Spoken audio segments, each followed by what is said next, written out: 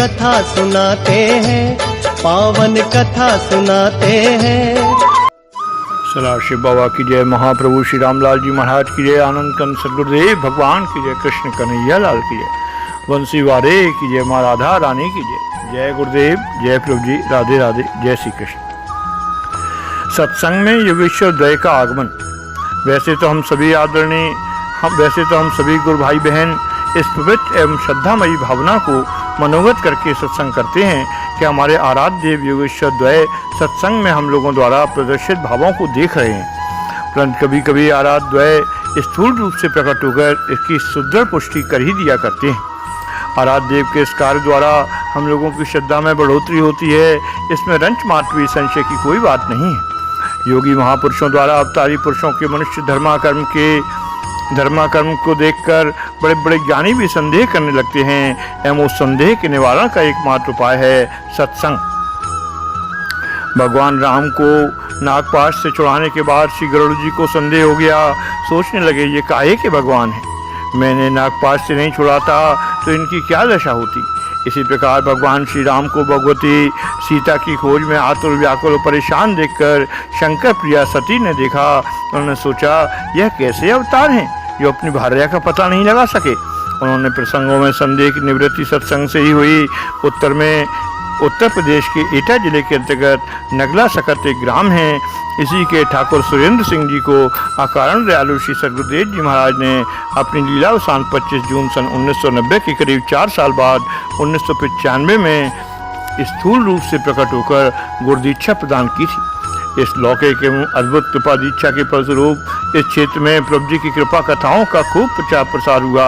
इन कृपा कथाओं में के निमित्त बनने का श्रेय आराध्य देव श्री सदगुरुदेव जी महाराज ने हमारे आदरणीय गुरु भाई मास्टर नाथुराम जी शर्मा को प्रदान किया, जिनकी जीवन ज्योति माह दिसंबर 1998 में श्री प्रभु जी की अखंड ज्योति में समाहित हो गई। एटा जिले के इस क्षेत्र पर श्री प्रभु जी की तब से लगातार अब तक विशेष कृपा रही है एवं नित्य नई अहद की कृपाएं हो रही हैं। बानक कुछ इस प्रकार बना कि इस इलाके के 3 ग्रामों नगला सकत, उल्लापुर एवं श्रीलरमई में प्रथम, द्वितीय एवं तृतीय रविवारों को उपरोक्त ग्रामों में क्रमशः श्री लटूरी सिंह जी, श्री जगदीश शर्मा जी एवं श्री भंवरपाल सिंह जी के घर पर सायंकाल 3 बजे से 5:30 बजे तक का सत्संग कार्यक्रम अनवरत चलता है।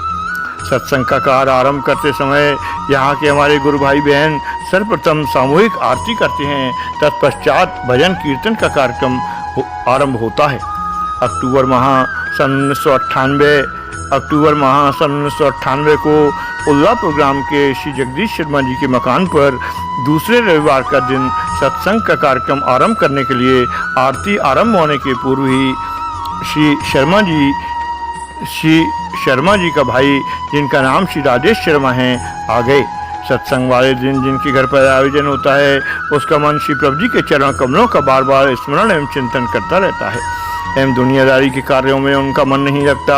इसी सिद्धांतानुसार श्रीमती शर्मा जी ने अपने सहोदर भाई श्री राजेश से ऊपरी मन से बात किया और कहा कि भैया किसी दूसरे दिन भविष्य में जरूर आना, फिर शांत मन से वार्तालाप बैठकर करेंगे।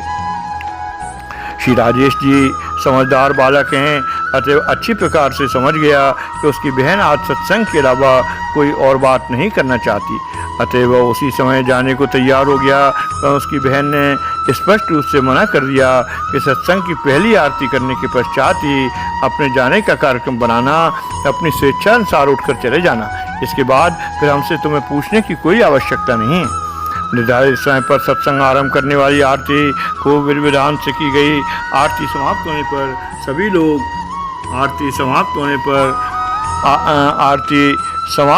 सभी लोग प्रणाम करके जयकारा लगाए।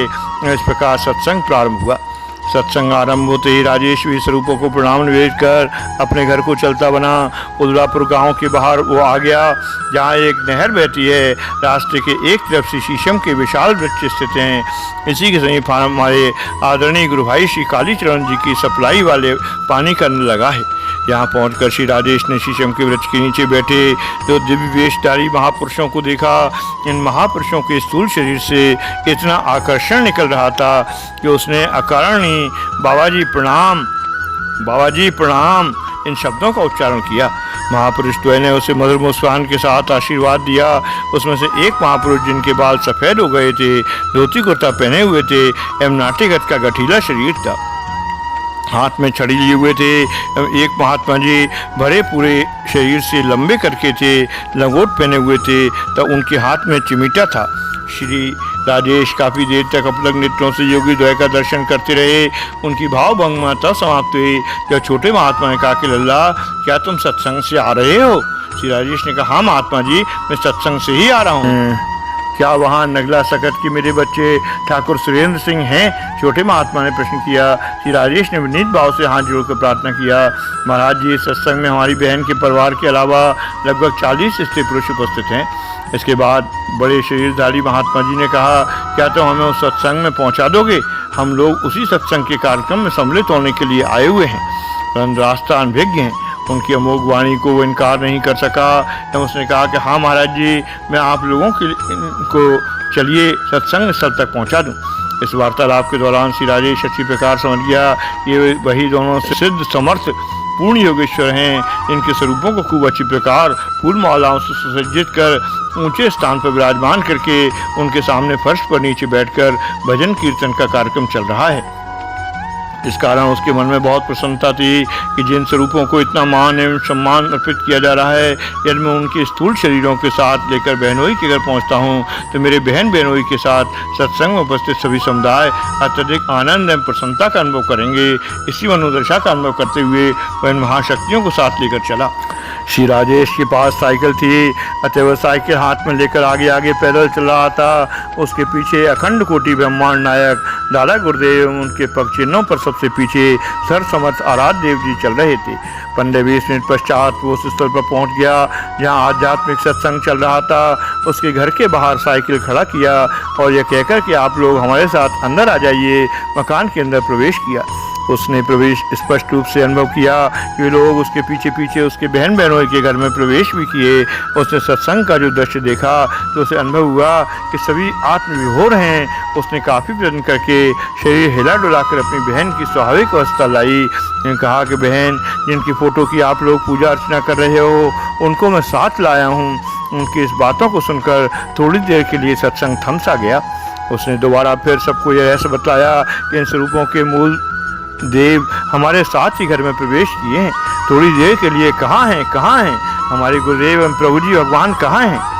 उसने कहा कि हमारे साथ ही इसी घर में प्रवेश किए हैं। हो सकता है दालान में रुक गए हों। सबके साथ वो उन दिव्य शक्तियों को ढूंढते हुए दालान में आया तो वहाँ नहीं मिले तो मकान के बाहर आया।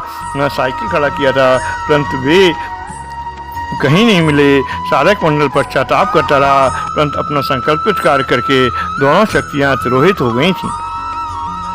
इस कृपा प्रसंग के 1 महीने के अंतराल पर घटित होने वाली दूसरी घटना का कथानक इस प्रकार है। उपरोक्त स्थान पर ही श्री कालीचरण के 11 वर्षीय सुपुत्र जो खेत घूमने गया था, देखा कि एक काली डाली व एक सफ़ेद डाली के महात्मा नल पर खड़े हैं। काली डाली के महात्मा स्नान करके अपना शरीर पहुँच रहे हैं एवं सफ़ेद डाली के महात्मा उनका कपड़ा धोने के बाद स्वयं स्नान कर रहे हैं। बालक ने अपनी सहज चपलतावश प्रश्न किया, आप लोग महात्मा हैं एवं नल मालिक हमारे पिताजी की बिना अनुमति किए स्नान कर रहे हैं? श्री आराध्य देव जी ने कहा, महात्मा तो हम लोग हैं ही एवं अनुमति की क्या आवश्यकता है? कालीचरण हमारा शिष्य है एवं हम उसके ही नल पर स्नान कर रहे हैं। इतना सुनकर उस बच्चे ने तुरंत कहा, क्या आप लोग सवाई धाम के गुरुदेव एवं दादा गुरुदेव हैं? श्री गुरुदेव भगवान ने अपनी मनोहारी मधुर मुस्कान से कहा, छोटे लल्ला, हम लोग सवाई धाम के ही बाबा जी हैं। उसके पश्चात बच्चे ने कहा, आप लोग यहीं रहना, मैं अपने पिताजी, ताऊ जी, बाबा जी तथा परिवार के सभी समुदाय को बुलाकर लेकर आ रहा हूँ। मधुर मुस्कान के साथ श्री प्रभु जी ने कहा, लल्ला बहुत जल्दी आना, देर की तो हम लोग चले जाएंगे। 11 वर्षीय बालक दौड़ा दौड़ा अपने पिताजी एवं परिवार के सदस्यों को बुलाने 8-10 मिनट में अपने घर पहुंच गया। परंतु संयोग ऐसा था कि घर पर न तो उसके पिताजी उपस्थित थे, न ताऊ जी और न ही बाबा जी उपस्थित थे। वो गांव में घूम घूम कर अपने पारिवारिक सदस्यों को ढूंढता रहा एवं करीब 45 मिनट बाद सबको जुटाकर नल पर लाया। उसके पारिवारिक सदस्यों को श्री प्रभु जी एवं महाप्रभु जी के दर्शन देना उचित नहीं समझा। काफ़ी देर हो गई थी, वे वहाँ से सब अंतर ध्यान हो गए थे। श्री जगदीश शर्मा जी हमारे आदरणीय गुरु भाई स्वर्गीय मास्टर नाथूराम जी के सहोदर भाई हैं। आर्थिक विपन्नता होने के कारण यद्यप श्री नाथूराम जी अपने मकान में सत्संग नहीं कर सके, वे अपने भाई के होने वाले सत्संग तथा आसपास के सभी सत्संगों को अपना निजी कार्यक्रम समझकर पूर्ण प्रकार से भाग लिया करते थे। यद्यप वे हमारे मध्य नहीं है, परंतु उनकी अनन्य गुरु भक्ति तथा आश्रम सेवा अवश्य अनुकरणीय एवं वंदनीय है। उपरोक्त कथानक को लिपिबद्ध करते समय बार बार मेरे मन में एक प्रश्न उत्तर की याद आ रही है, जिसका वर्णन यहाँ उचित ही होगा।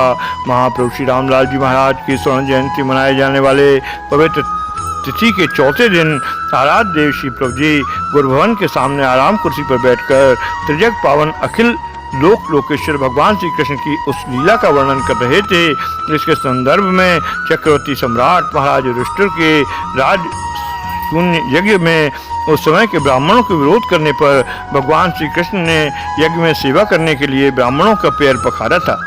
इस प्रसंग को सुनने के बाद हमारे एक विद्वान गुरु भाई ने प्रश्न किया, प्रभु उन ब्राह्मणों की क्या गति हुई होगी जिन्होंने योगेश्वर भगवान श्री कृष्ण से अपने पैर धुलवाए। श्री प्रभु जी ने मनोहर मुस्कान के साथ अपने मुखारबिंद से कहा, लल्ला भगवान श्री कृष्ण ने ब्राह्मणों का पैर क्या धोया, उनका संपूर्ण पुण्य धो दिया।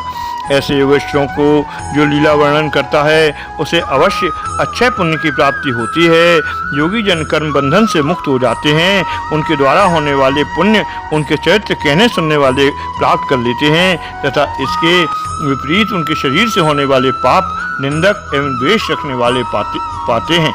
अतः सदैव उनके पवित्र चरित्रों का कथन श्रवण चिंतन करना चाहिए। सत्संग की महिमा के संबंध में कहा गया है, भरा सत्संग का दरिया